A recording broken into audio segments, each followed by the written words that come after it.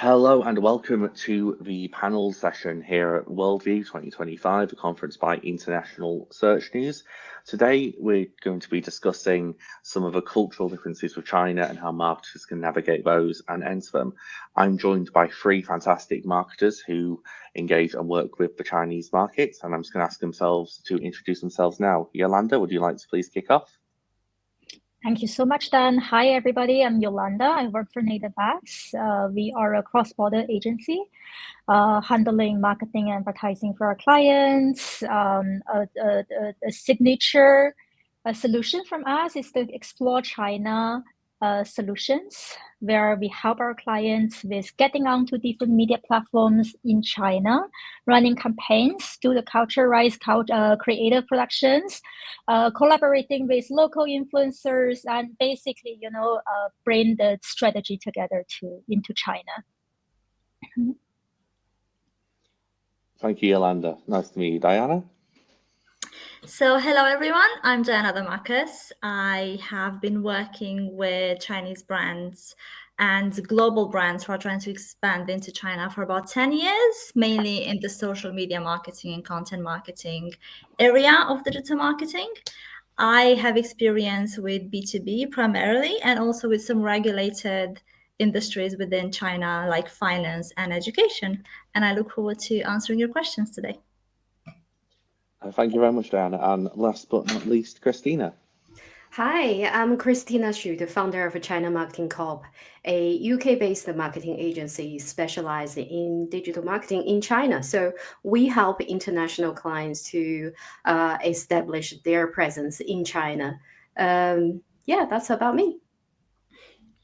Well, thank you very much for joining us, everyone. So let's keep things moving and kick things off. So the first topic we're going to be looking at is how Chinese consumer behavior really differs from Western markets, and especially when it comes to things like building trust and brand loyalty. Daina, I know you have some thoughts on this. Yes, I think for me, the most important thing brands need to keep in mind when it comes to this difference is the fact that Chinese consumers have a more community-based mindset, whereas outside of China, we tend to be a bit, I don't want to say egotistic, but we are a bit more selfish, right? So a lot of the time, if you're a brand inside China and you don't have any content coming from KOLs or any user-generated content, that can be seen as a red flag because people care about peer reviews and they want to see other people like them talking about the brand and how they're using the brand and recommending the brand. So if you don't have that, it might be the reason why you're not getting a lot of engagement on your branded content. Whereas outside of China, I feel like people connect with brands if they feel a personal relatability to them. So if you don't have UGC, if you don't have third-party content, it's not that big of a deal. People will just interact with the content on their own pages if they feel like it speaks to them. So that's the main thing that I always think about when I'm doing a strategy for the same company that's for China, but also for countries that are elsewhere. No, those are great thoughts. Christina, Yolanda, do you want to build on that? Yolanda, do you want to go first or do you want to go after me? Either way. Thank you so much. Another thing I want to add on is basically the social behaviors and platform behaviors. This actually contribute a big part towards how the consumer behavior could be different. Because basically the online generation, like our generation or the generation like younger than us, we didn't really start with our childhood owning a PC, surfing the internet in the basement from the parents' house. That's not really how we grew up. A lot of people, or majority of the netizens in China, they started with a mobile phone. So a lot of behaviors are mobile first, they're less patient. They prefer shorter interactions on social medias, maybe not really reading super long articles and reviews of the product like we usually see here, like top 10 Amazon product you like to get in year 2025. It's not really the style. They browse pictures on their phone. They scroll like the pictures on Little Red Book, for example. They interact with people, and basically they make the decision. And the decision happens super fast as well. So a lot of how they get to know the word, how they get to know the brand information is actually starting from social. Yeah. So that's actually a key difference that we see the behavior differences, and that actually explains as well what Daina was just sharing. They do trust influencers, right? They trust UGCs. It starts with social, it starts with communities. They prefer discussions, and in the end, after with the feedback of all the products and everything, they feed back to communities as well. They share. So that's something that we see that could explain the behavior differences. So, can I talk? Just making sure that it's my turn now. Okay, so I see, well, I agree with Daina. I also agree with Yolanda, but I also see it's slightly different. I would say it usually takes longer for the Chinese consumer to build the trust with the brand. Yes, when they have the decision, it could be influenced by the social media. It could be immediately, but sometimes I would think it could be a bit longer, a bit more complicated than what the Western customers would do. Like the Chinese consumers would want to know, what is this brand about? What is the history of this? Can I trust it? For instance, here, you may be completely okay to go on just a brand website you never heard of, and you are okay to buy anything there. You may just do a quick Google to see a review, but not going to spend quite extensive, a long time to research about the company history, when it was founded, are they using organic products. You're probably not going through that lens of research for any Western brand, like, whatever you want to buy. But usually with Chinese consumers, it could happen, especially if the brand is not on a trusted platform. This is, again, explains why brands have to enter like a key marketplace like Tmall, like JD.com, to establish their sales rather than straight away expecting something would work from their brand website, because they don't have that level of a trust with the brand to start with. So consumers would be more comfortable to purchase from like a major marketplace, like these e-commerce giant. So that's how I see the behavior could be different here. I think maybe there's also a difference in how people respond to a brand they've known for a long time versus a brand that they've just met. So, in China, you have commerce, for example, is a huge part of social media, right? So because people have the ability to instantly buy something. So sometimes you'll see, and I'm kind of a bit of a fan of watching the live shopping streams. Because there's such an experience. Yeah, that's the fast bit Yolanda just explained. The decision could happen really quickly. You have seen the product, you have seen the display, you know what it's going to be like. Yes, quick, get it. But again, also there is a slow path of it. From the research, from the initial trust building. Once you know the brand, once you trust the platform, things could roll much quicker.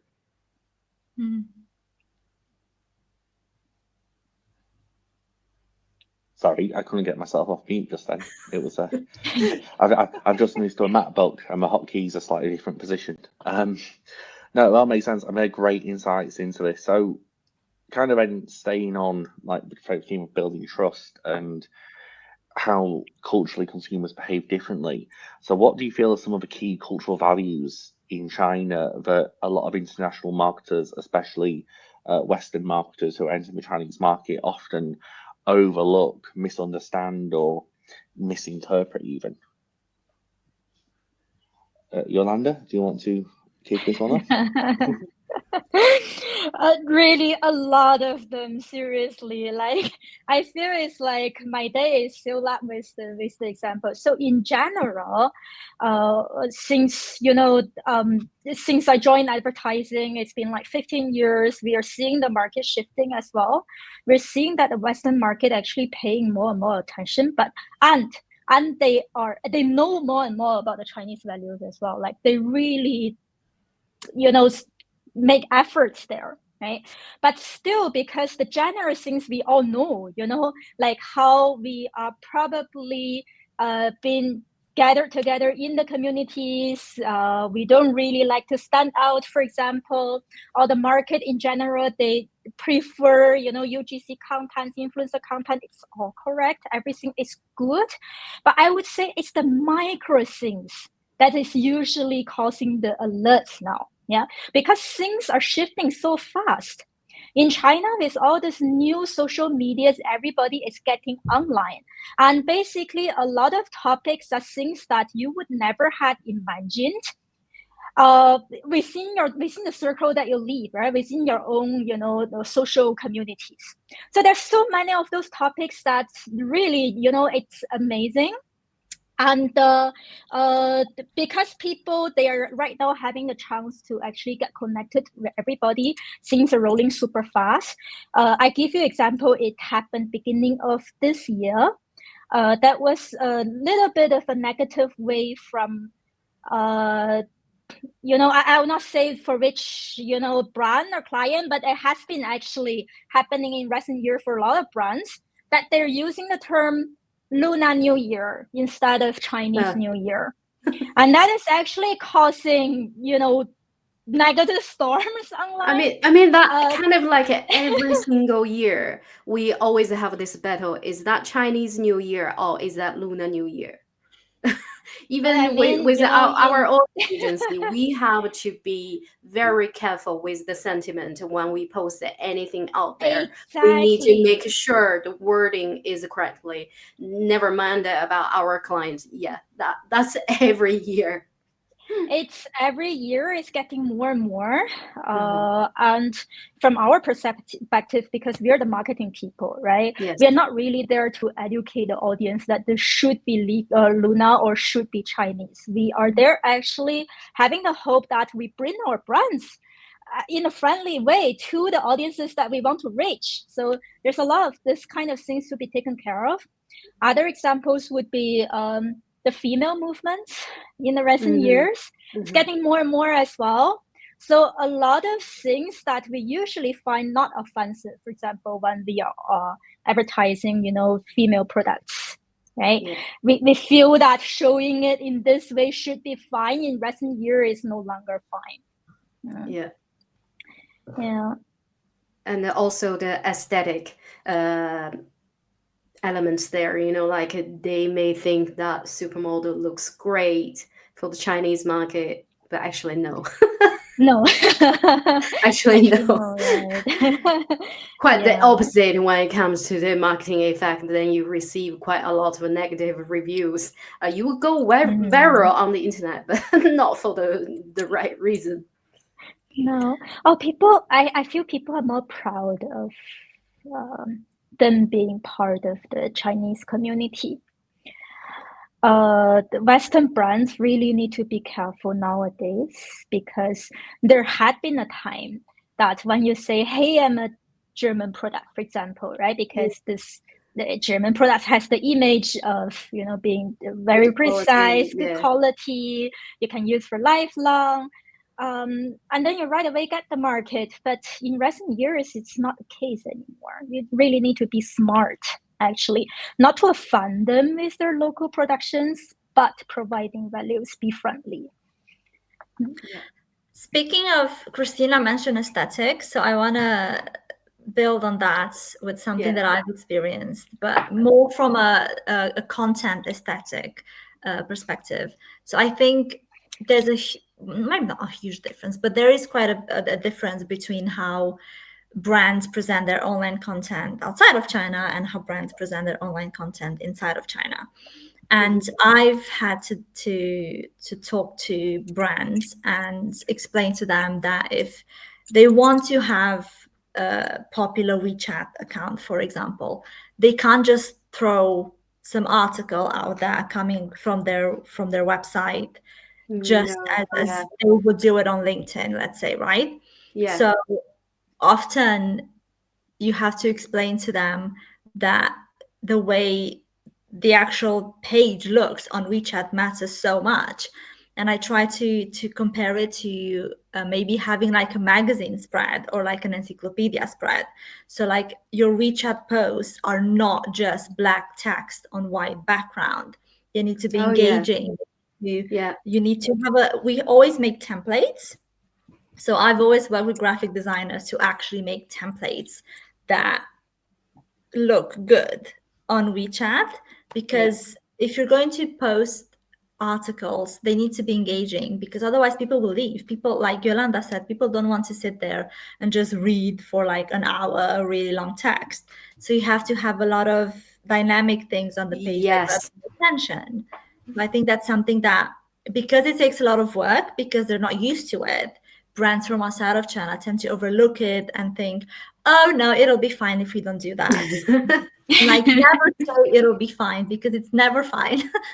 No, and usually that will not work. Then you will be the one to take the blame why it's not performing. Yeah. And here, really, I think I think I can echo on what you just mentioned here.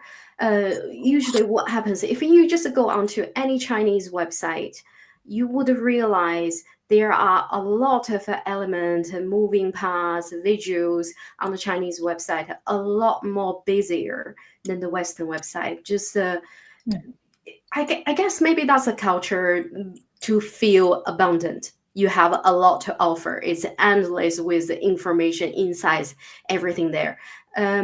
Back to what you said about people may not want to read a really long article with no visual. Yes, I think that's the case. Even on Xiaohongshu, Red Note, what I notice is like people would have, well, they actually do read on that platform because they want to get insights, they want to get recommendations, and the most efficient way to get that information is through text. But even with the text message, you would add up like up to 18 images to complement your text. Like say, recently I wrote a just on Xiaohongshu, they call that note, basically a social media post. I was sharing about my experience in Dublin, what was the trip like, what to do, what to avoid, and I used up all the 18 pictures to do a good demonstration along with the text. Otherwise, the text just seems to be a bit too much. And certainly they cap with a certain amount of characters. I can't remember what exactly that is, but I felt a bit short to explain myself within the limit. So they definitely do cap you with a certain amount of characters there to keep user engaged and heavy with the visual. Okay, no, there's some great insights, and no, sorry, Yolanda. I was just going to say, just kind of tie this topic up. Do you guys have any other specific examples you've seen over the years of where, outside of Chinese Year and Lunar New Year, where people, Western brands have misunderstood a cultural difference or a celebration or something, and what kind of implications that's had for them? Oh, Christina's got the face of how I got experience. Yeah, I can't mention the brand name. That's terrible. Name dropping is bad. Yeah, I should not be doing that. But I remember, I don't know which year, the last 2-3 years, seeing a brand launch a Chinese New Year advertisement.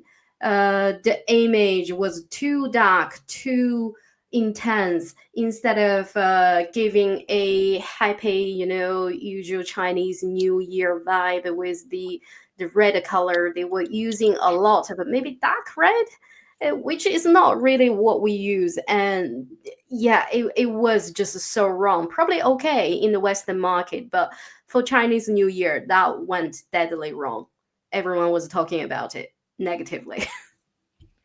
I have an example that's it's a bit older, but I remember hearing different things about it. So this was a fashion brand, and Yes. I won't mention them. And they had an ad showing a Chinese woman eating pizza with chopsticks. Oh yeah, that one. I know that one. Oh yeah, that was so bad. That one was so bad. But here's the thing, right? So there was so much backlash about that. And then on the other hand, I was hearing from some of my Chinese friends saying, oh, but we do that sometimes. What is the big deal? So I'm like, okay, so you have to kind of, my assumption of how that came to be was maybe they had someone like that who just threw the idea out there saying, oh, I do that, it's fine. And they didn't go and actually like research overall what the feeling about that would be in China. So always back up someone's opinion, I say, with research. Don't just be like, well, I have one Chinese person who said it's okay, I'll run with it. Probably should have like run the idea with a focus group before pushing that to the wide audience. That was what risky. we usually tell our clients is that try not to focus on stereotyping. We know sometimes it's out of friendliness, right? It's out of like cultural understandings. We fit into your culture, but sometimes it can always go wrong because there's all kinds of people out there. About like more than a billion people out there, isn't it? So what we usually recommend our clients to do is basically focus on human virtues, but just use Chinese models and set up with Chinese background. Go safe, you know? Yeah. But like actually going back to the topic, the mistakes that we are usually see is that because China market is moving too fast. Yeah. So for example, Little Red Book. Yes, it's been around for a while, but before the beginning of this year, how many actually Western marketers, they actually know what exactly it is? They don't actually don't. Right? And it's same as like with this WorldView 2025, I'm going to have a session talking about mini program as well. It started only in 2017.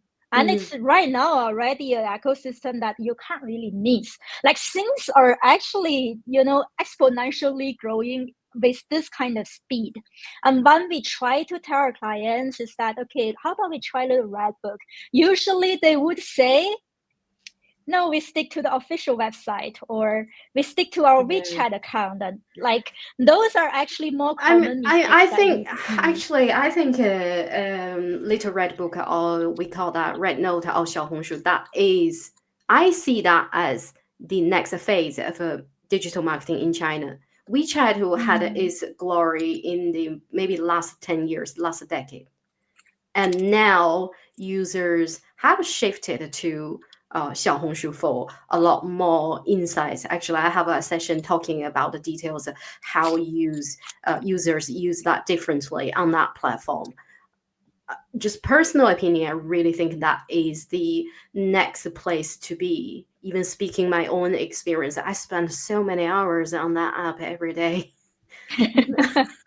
With WeChat, what I do with WeChat, yes, I also spend a significant amount of time on WeChat, but mainly on the messaging part. That's the function I keep on using rather than researching on certain things. Even when I was in China, I have seen like my family, like my parents or my cousins, they all use Xiaohongshu and Douyin for their research and entertainment. WeChat, yes, WeChat is a part of their life, everyday life, but mainly on communicating and yes, sometimes payment. It's not really. Sorry, go on. I think that's key, because whenever you research the most popular social media platforms in China, WeChat always comes on top. But what people don't realize is that the reason WeChat comes on top still is that there's so much you can do with the app.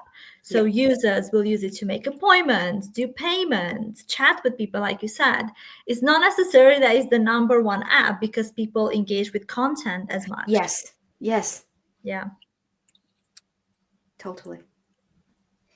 No, those are some great insights. I've actually, whilst we're going, Googled the pizza chopsticks advertisement, and I was actually quite shocked. pleasantly surprised at how big that brand was, and Yeah. like how they misstepped so greatly. And I mean, I found an article on the BBC that, Surely they have the money to do this properly. You know, if anyone has the money to it do doesn't. something It probably didn't even need the money. It just needed somebody just kind of go, oh, yeah, what do you think of this idea? Just like someone outside that bubble to kind of go, yeah. But anyway, let's not mention the brand. If people want to Google it, it's relatively easy to find, and they can read it for themselves. But it was about 6 years ago that happened as well, so I think the statute of limitations has passed on it. So just kind of wanting to wrap up what has been a great discussion, then. We'll be really kind of getting into from all of you all with this. So what is one of the biggest mistakes Western brands make when entering China in general, and how do you recommend they avoid it? Christina, you've not been picked on to go first yet. So. Okay. The first thing coming to my mind would be, okay, usually they don't understand the landscape of China, don't understand how big it is. They come to me usually with a unrealistic budget and they expect that to work. That's usually the first thing. The second would be they don't have anything localized for China and expect that their translated content would resonate with the users from China.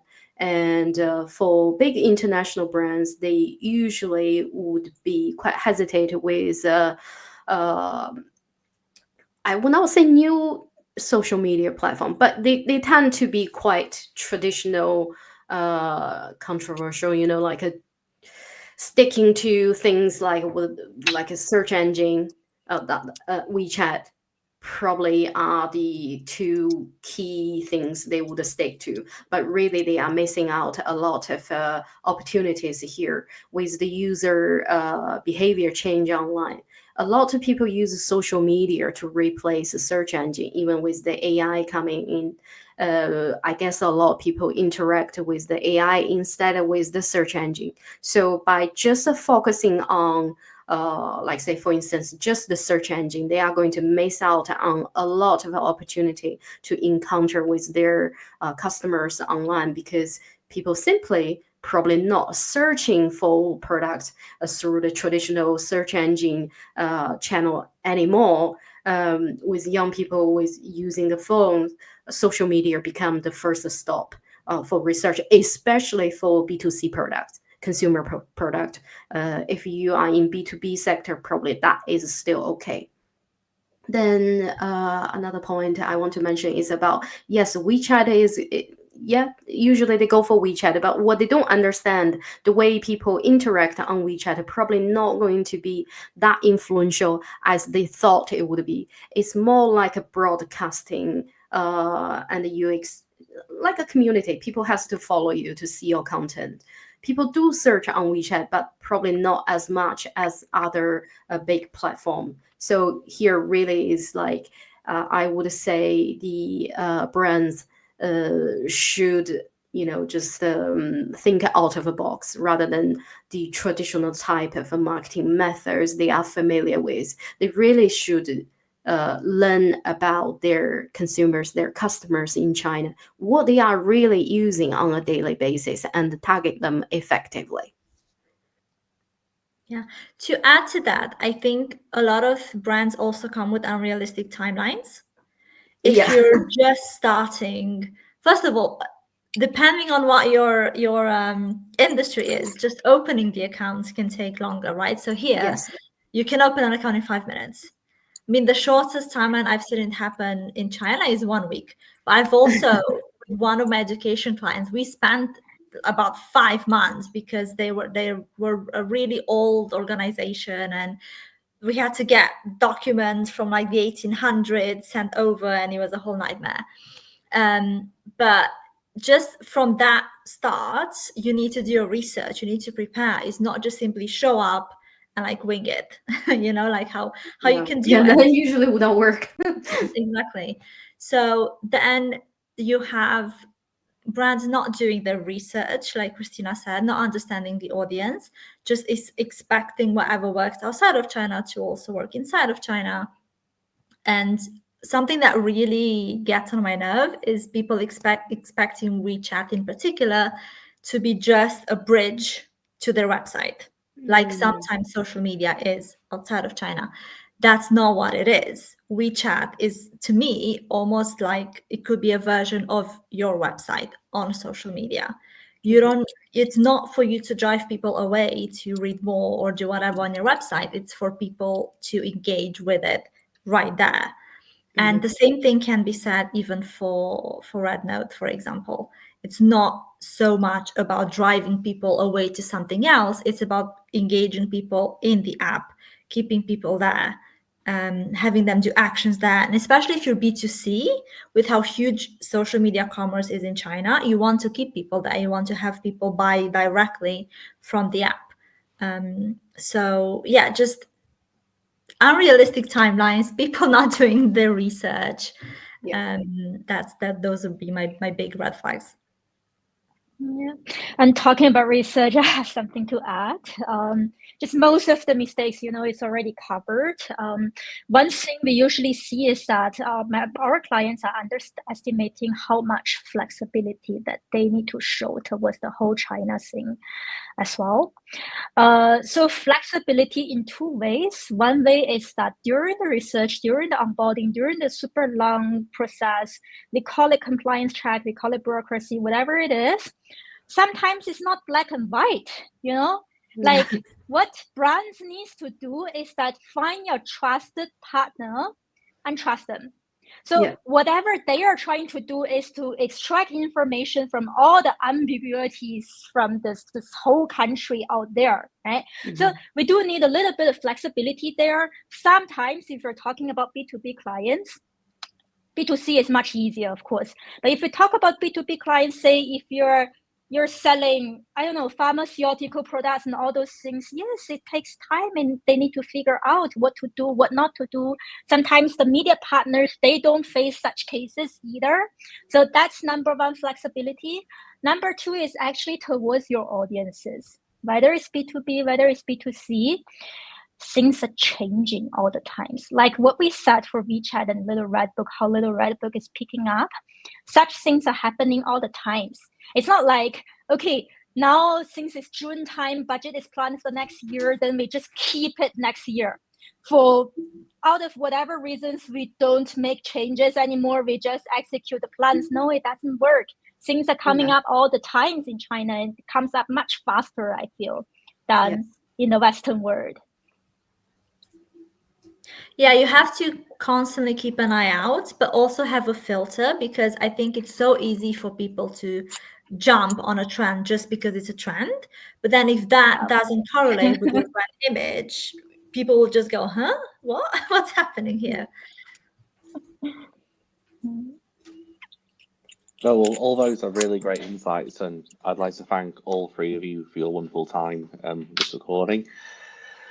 If you've been enjoying the WorldView 2025 conference so far, please do consider dropping a like and subscribe to the channel. All these videos will be available within 24 hours after the initial airing of the conference day itself on July 24th.